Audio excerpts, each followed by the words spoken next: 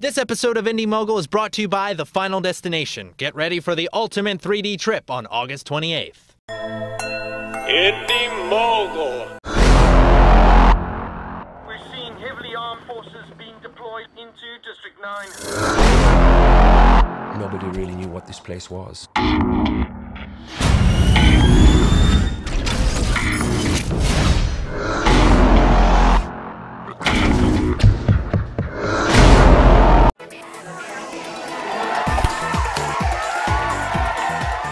This weekend, the controversial film District 9 hits theaters. Despite heavy opposition from privately owned multinational United, which manages District 9, TriStar Pictures refuses to censor director Neill Blomkamp's expose of what recently happened in Johannesburg's mysterious District 9.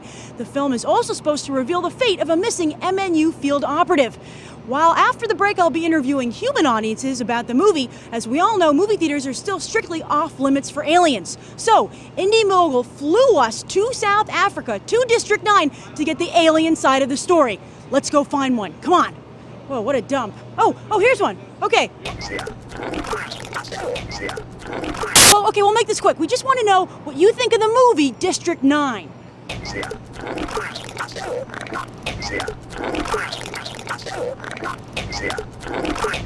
You know, come on, it's based on his first short film, Alive in Joburg.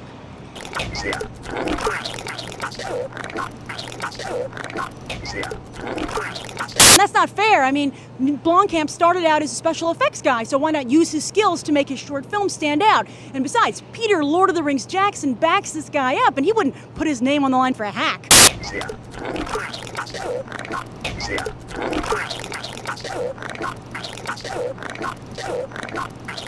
So, I take it you won't be seeing District 9 when it becomes available later on DVD. Oh, but you do know that aliens aren't allowed in movie theaters, right?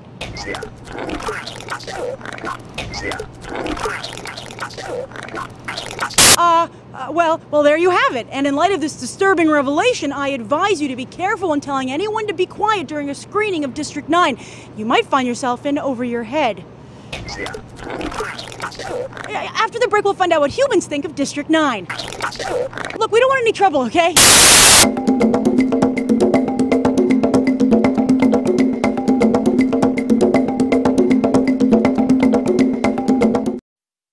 Premonitions, visions, signs. We're all gonna die, all right? There's gonna be a crash. You saw it before it actually happened. On August 28th. I saw clues as to how the next person was gonna die. What do you mean, the next person? Get ready I think we can stop it. for the ultimate 3-day trip. Look out! The Final Destination. Rated R. Take the trip in 3D. 2D and select theaters. What the f***? Get him, man! One back, cut him off. Go!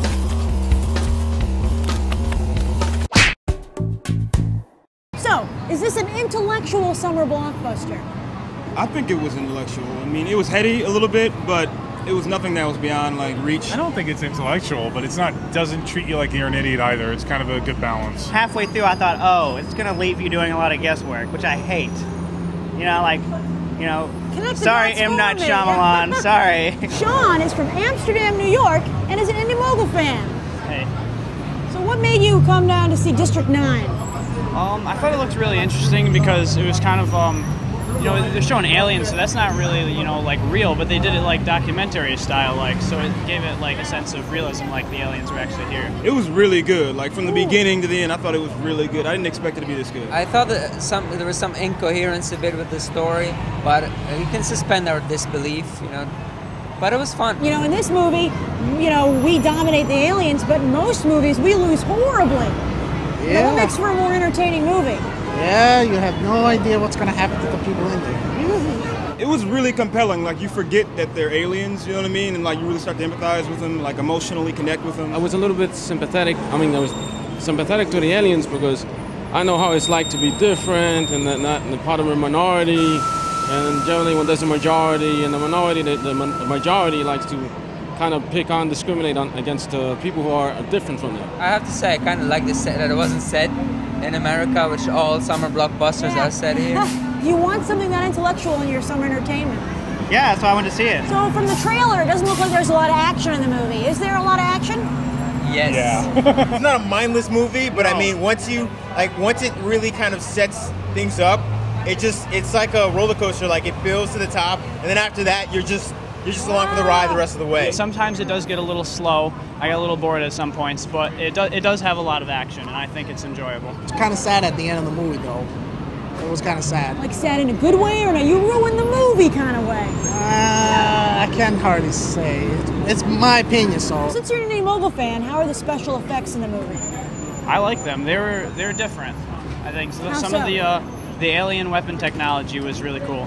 Oh wow, it's hard to surprise us these days. We've seen all kinds of futuristic weapons. Well, it was similar to some of the other stuff, but I thought they did a pretty good job. I remember seeing I Am Legend, where the creatures in it looked completely unbelievable, fake, and just you were like, this is ridiculous. And the movie actually, like, the interaction between the aliens and the people, you started forgetting that it was just aliens. You started forgetting the fact that these are obviously.